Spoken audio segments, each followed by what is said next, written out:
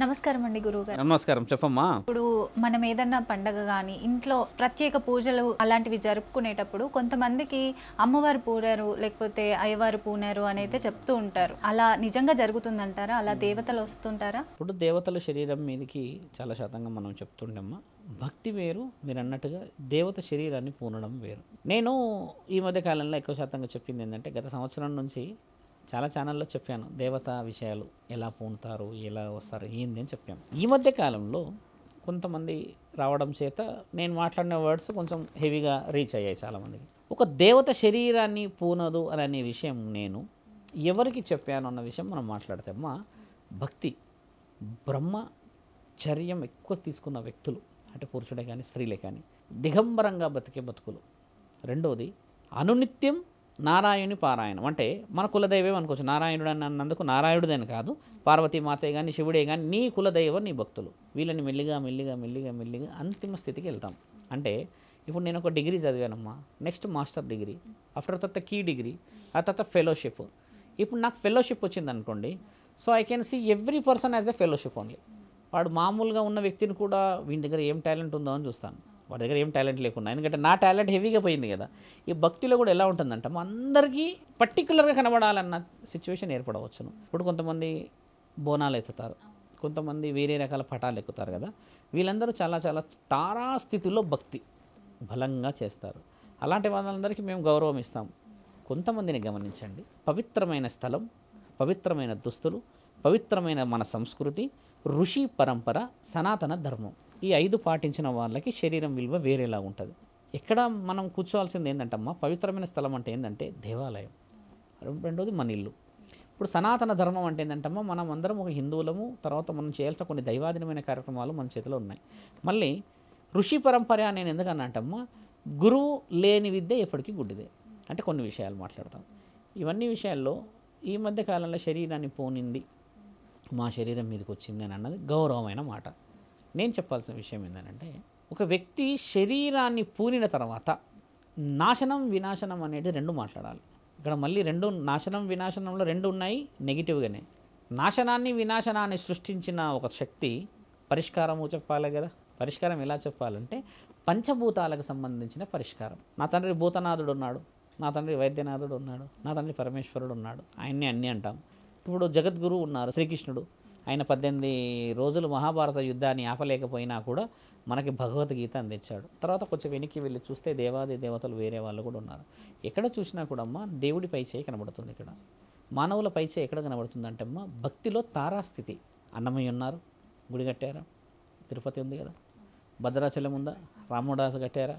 రామదాసుని ఏం చేశారు తల్లి, జైల్లో పెట్టి ఏం చేశారు, బాగా కొట్టించి ఆ ఉప్పు బాగా కలిపిన అవి తినిపించి నరకయాతన పడ్డాడు, అది వేరే విషయం. అన్నమయ్యని ఏమన్నారు, దొంగ అన్నారు. కామం రా నీకు, ఊరూర పాటలు చేర ఆడవాళ్ళని చూస్తున్నావు అని ఓ సినిమా కూడా ఉంది కదా, అలా తీశారు. అలా ఆయన ఎన్ని అవమానాలు పడ్డారు. అంటే ఆయన భక్తే కదా. మరి వెంకటేశ్వర స్వామి ఆయనని నేనే వెంకటేశ్వర స్వామి అని అనవచ్చును, అనలేడు. ఇక్కడ పొరపాటు ఎక్కడ జరుగుతుందంటమ్మా, కొందరు మాత్రమే ఈ విధంగా ఎక్కువ శాతంగా ఆలోచిస్తున్నారు. కొందరు నిజంగా భక్తితో ఎత్తుతున్నారు, వారికి దేవతలు పూనుతున్నాయి, దేవతల మీద నాకు ఈ విధంగా భక్తి ఉంది, బోనం ఈ విధంగా ఎత్తుతున్నాము, మేము ఈ విధంగా మంచి కార్యక్రమాలు చేస్తున్నారు అంటున్నారు కదా.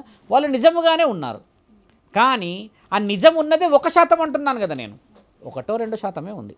అది నీ యొక్క జన్మ రహస్యము, నీ యొక్క జీవితము, నీ వంశ ఆది బీజము, కొన్ని కారణాల చేత నీకు ఉన్నాయి. ఆ బాధ్యతల రీత్యా వెళ్తాం. ఇక్కడ ఏం జరుగుతుందంటమ్మా, వయసుతో సంబంధం లేకుండా కానీ, నీవేంది నేనేంది అన్న విషయమే కానీ, పొంతన లేని మాటలు, పొంతన లేని సమాధానాలు కొందరు చెప్తున్నారు.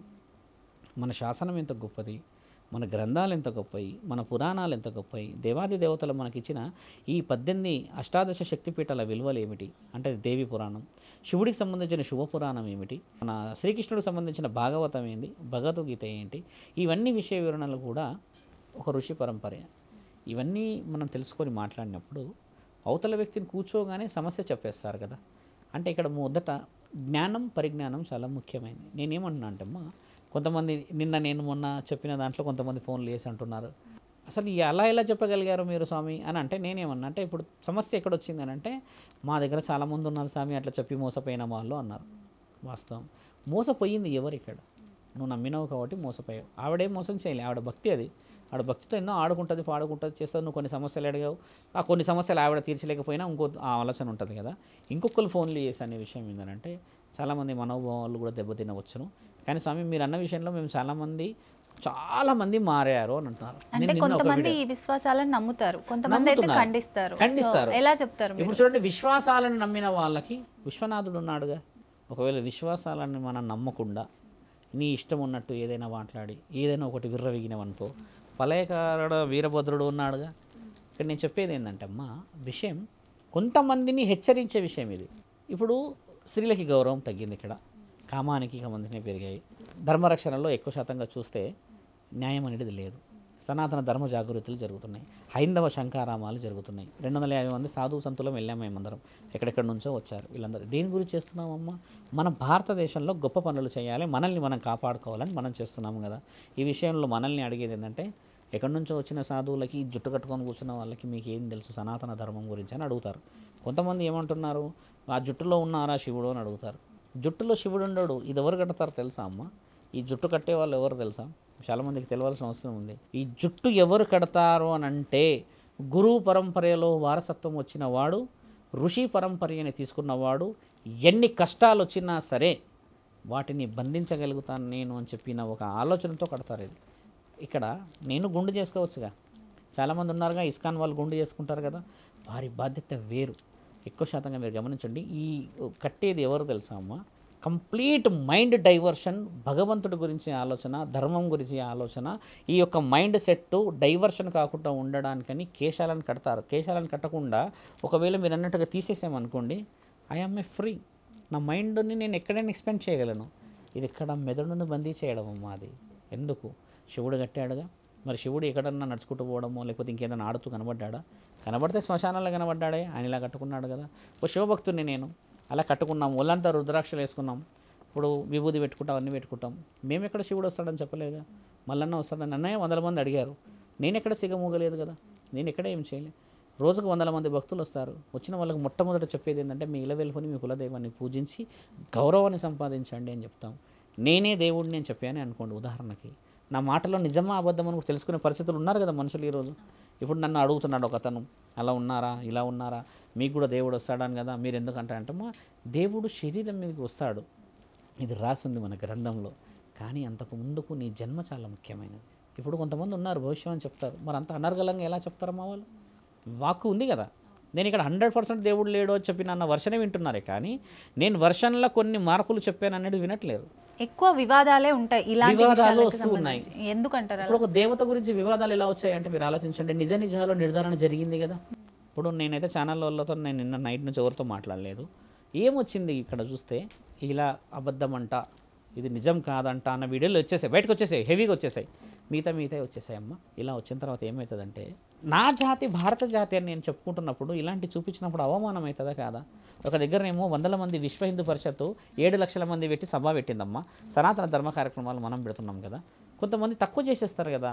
భక్తి లేదని నేను అనలేని, ఇక్కడ మన వాళ్ళు అర్థం చేసుకోకుండా ఏమంటున్నారంటే, మేము అది చేస్తాం ఇది చేస్తాం అని అంటే, అన్నీ చూసే జుట్టు కట్టినాం కదా ఇక్కడ ఒక విషయం. రెండవది, అందరూ మాకు తెలుసా అంటే మాకు కూడా అందరికీ తెలిసే. సాధు సంతులందరం మనం ఒకటి కావాలి, ధర్మాన్ని కాపాడాలి, దాంట్లో అందరం ఏకం కావాలని మనం చెప్తూ ఉంటే, కొన్ని సమస్యలు ఇలా వచ్చి నిజమైన వాళ్ళని కూడా అబద్ధం చేసే అవకాశాలు ఎక్కువ అవుతున్నాయమ్మా. అలాంటి దానికి అందరు ఖండించాలంటున్నా నేను. ఓ శివరుద్ర సాధుకి వేసాడురా నిన్న పెద్ద బాంబు అని చెప్పేసి మొదలుపెట్టారు మన వాళ్ళందరూ. మొదలు పెడితే నేను వేసింది దేనికి? ధర్మం గురించి వేసాగా, ధర్మం గెలవాలని వేసా కదా, మనందరం ఒకటి కావాలని వేసాను కదా. ఆ ఆడపిల్లలు అని, ఈ ఆడపిల్లలని నేను ఎక్కడ ఎత్తలే మాట. వాళ్ళు పెట్టుకుంటే నేనేం చేస్తా, ఆ ఫోటో అక్కడ పెట్టుకున్నారు చెప్పారు, అది నాకు బాధాకరం కాదు. నా భారతదేశం మార్చడానికి అమ్మ మనం ఎంత ముందుకైనా పోవాలి. ఇప్పటికే మన భారతదేశం మీద 100,000 కోట్ల మంది కళ్ళు ఉన్నాయి. ఇప్పుడు కాపాడుకోకపోతే నా ఆడబిడ్డల పరిస్థితి ఏందమ్మా? నా ఆడబిడ్డలకు రక్షణ లేదుగా. నా ఆడబిడ్డలు అలా అమ్మవారు విషయంలోకి వచ్చి మాట్లాడుతుంటే తక్కువ అంచనా చేసే రోజులు వచ్చాయమ్మా. అమ్మ నడుస్తుంటూ వస్తేనే గౌరవించాల్సిన రోజులు. మీకు తెలుసా అమ్మ, ఒకప్పుడు బోనం ఎత్తితే అమ్మకు నీళ్లు పోసి చీరలు వేసేవాళ్ళు, ఆ చీరల మీదే నడిచేది. ఈ రోజులు లేవమ్మా. ఎందుకు లేదా? ఇది ఎక్కువైపోయింది. కొంతమంది ఎంత భక్తిగా ఎత్తుతారమ్మా, వాళ్ళు ఎక్కడున్నారో ఆ అర్ధనారీశ్వరులంతా, అక్కడ ఎల్లమ్మ తల్లే కనబడుతుందమ్మా బోనాల పండుగ. అంత అందంగా అలంకరిస్తారు వాళ్ళు. ఆ బోనం 5 అంతస్తులు ఎత్తుతారు కదా, కన్నుల పండగ చూస్తామమ్మా అక్కడ. ఎంత బలంగా చేస్తారు ఒక్క మాట ఆలోచించండి. వాళ్ళకి గౌరవం ఇవ్వాలి మనం. నేను అంటుంది ఏంటంటే అది అందరి వల్ల కాదు కదా, ఎందుకు అందరు వస్తున్నారు అంటున్నా నేను. ఒక వ్యక్తి అంటున్నాడు నన్ను, స్వామి కొంచెం ఆలోచించాలి చెప్పంటే, నేను అంటుంది ఏంటంటే హ్యూజ్ రెస్పెక్ట్ టు ది భక్తి, అంటే డివైన్ పవర్కి రెస్పెక్ట్ ఉంది. కానీ ఏది తెలియకుండా, వయసుకు సంబంధం లేకుండా, అవగాహన లేని పొంతన లేని ప్రశ్న జవాబులు ఇవ్వడం చేత నిజముగా ఉన్న ఇళ్ళకి నాలాంటి వ్యక్తులకి ఏమొస్తుందంటే అందరూ అబద్ధం అయ్యే అవకాశం కనబడుతుంది. నేను చెప్తున్న విషయం కూడా బాగా గమనించాల్సింది ఏంటంటే, నా ధర్మం చాలా గొప్పది తల్లి, నాది ఋషి పరంపర్య, నాది సనాతన ధర్మం. నా దగ్గర యముడు ప్రాణాలు తీసుకుపోతాడు, కానీ ఆయన పేరు ధర్మం అనే ఉంది, యమధర్మ. ధర్మం లేకుండా తీసుకుపోలేడు ఆయన. అంటే అన్ని నియమాలు ఉన్నాయి మన దగ్గర. అలాంటప్పుడు అలా సింపుల్గా చెప్పేసేస్తే నేను ఇలా చేసేస్తాం అలా చేసేస్తాం అని అంటే నిజ నిజాల నిర్ధారణ చాలా ముఖ్యమైనది. నాలిక ఉన్నది కదమ్మా, కలియుగంలో నాలిక చాలా చాలా బలమైన ఆయుధం. దాన్ని వాడే పద్ధతిలో వాడితే పోయిన ప్రేమికులు తిరిగి వస్తారు, శత్రువులు మిత్రులు అవుతారు, మన భార్య మనతో ఉంటుంది, మనం కావలసిన మిత్రులు మనతోనే ఉంటారు. అసలైన విషయమైన అత్యంత ముఖ్యమైన శక్తి ఎందుకు తెలుసా అమ్మ? కలియుగంలో శక్తి అంటున్న ఆయుధం కాదు, చిరునవ్వు. చిరునవ్వు లేకుండా నువ్వు ఏదైనా పార్టీకి వెళ్ళగలవా? చిరునవ్వు లేకుండా నువ్వు కనీసం నీ పిల్లలతో మాట్లాడగలవా? అంత మూడింగ్ ఎందుకున్నావు, నీ వల్ల అంతా అట్మాస్ఫియర్ దెబ్బతింది అంటారు కదమ్మా. ఇది శక్తి, ఈ చిరునవ్వు. ఈ చిరునవ్వుతో నువ్వు స్వీకరించే ఏదైనా కూడా అవతల వ్యక్తి ఎంత అగ్రెసివ్గా ఉన్నా కొంచెం డౌన్ అవుతాడు. నవ్వింది కొంచెం మాట్లాడుతుంది కదా, నువ్వు ఊకే నవ్వకని అంటారు కొంతమంది. ఎందుకంటారంటమ్మా, ఆ నవ్వుతోని అవతలి యొక్క జ్ఞానేంద్రాలు మొత్తం కదిలిపోతాయి. అంటే జీరో అయిపోతాడు ఒకటేసారి. అప్పులు ఇచ్చేటోడు ఉన్నాడు అనుకోండి, రాన్నయ్య కూర్చో అని ఒక ఛాయ్ నవ్వుతూ ఇచ్చావనుకో అమ్మ, ఆ ఛాయ్ తాగేలోపు సరే అమ్మ చూసుకొని ఇవ్వండి అంటాడు అంతే. రావుడే రావాయాను అని చెప్పి డోర్ తీసి కోపంగా పెట్టినమంటే వాడు మరి కొంపంతా కొల్లేరియేసి లొల్లిలు అయితే లేవా. ఇది మెయిన్ అట్మాస్ఫియర్. అంటే రెండు ఇక్కడే ఉన్నాయి, శక్తి ఇక్కడే ఉంది, అవతల వ్యక్తిని శాసించే ఈ నాలుక ఆయుధం రెండు అక్కడే ఉన్నాయి. ఇది ఎందుకు తెలుసుకోరు అంటున్నా. అది చదవాలి, భగవద్గీత భాగవతం చదవాలి, పురాణాలు చదవాలి, ఇతిహాసాలు చెప్పాలి, సాధువులు చెప్పిన మాటలు వినాలి అని చెప్పి ఎందుకంటారంటే అమ్మ, ఎలా మనిషి మెలగాలి అని చెప్తాం. తప్పుందా నా మాటలో ఎక్కడన్నా? ఇప్పుడు మీరు నాతో మాట్లాడారు, కొత్త పరిచయం, మనం ఇదే రోజు కూర్చున్నాం కదా, నేనేం చెప్పా ఇక్కడ? దేవుడు పూంటలేడని చెప్పానా? దేవుడు గురించి చెప్పి దేవుడు ఏ విధంగా వస్తున్నాడు అనే విషయాలు చెప్పాం కదా. మన వాళ్ళు అది అర్థం చేసుకోవాలంటున్నాను నేను. మన వాళ్ళు ఏమంటారు, ఇంకా మేమందరం వస్తున్నాం, మేము మాట్లాడతాం, మేము చూస్తామంటే ఇవన్నీ ఎన్ని అయితే కానీ ఎన్ని విషయాలు. సాధువులు ఊరికే కడతారా అమ్మ గుడిలు? అర్థం చేసుకోండి, కష్టాలు ఎన్నో పడితే కానీ ఒక గుడి కాదు. గుడి కడుతున్నాం మేము, కేదార్నాథ్ ఆలయం. నన్ను ఎన్ని అవమానాలు పరుస్తున్నారో మీకు తెలుసా తల్లి? నేను గతంలో చెప్పాను కదా, అంత సులభంగా ఈ దేహం రాదు. దాన్ని అర్థం చేసుకున్న వాళ్ళకే మీరు అన్నట్టుగా దానికి విలువలు, గౌరవం సంపాదించడం చాలా చాలా కష్టం తల్లి. అగౌరవమే ఒక క్షణంలో పోతుంది. అది మీరన్న విషయ వివరణలు.